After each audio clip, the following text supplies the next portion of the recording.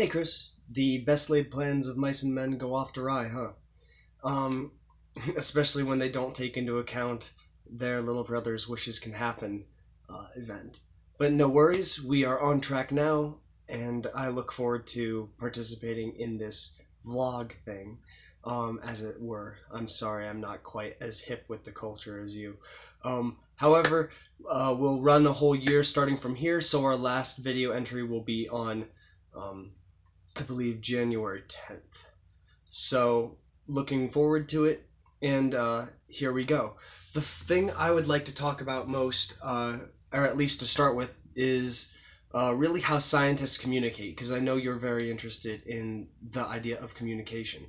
Um, and very simply put, scientists communicate uh, in a manner that is meant to be ideally clear and concise, saying exactly what we did, giving as much pertinent information as possible with very little extraneous detail, which leads to very, very boring papers.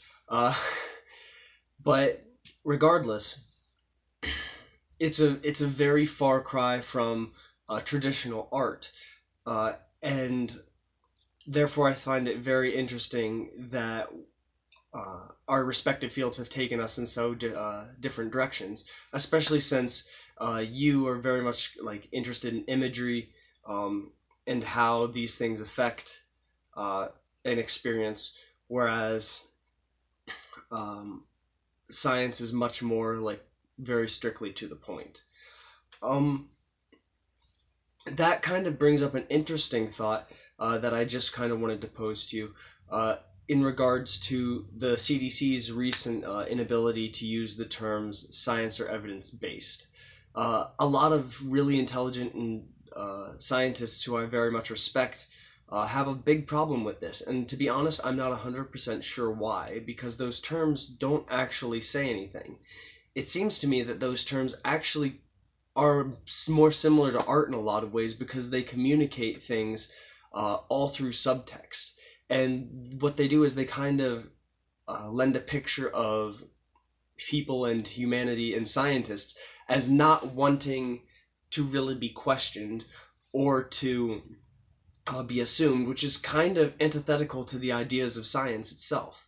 Science is meant to always be questioned, and there's a reason like laws of science haven't been a thing since the 1800s, and that's because we don't we don't have them.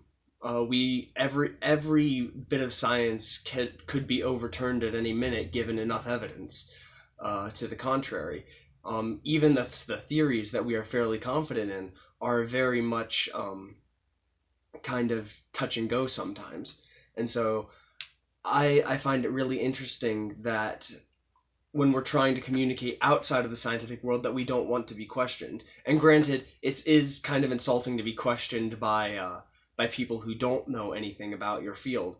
But at the same time, being able to communicate what you did is actually, I think, a better way to go. So I'm very curious to hear your thoughts and hear how you can relate this to movie news or what have you. So take care.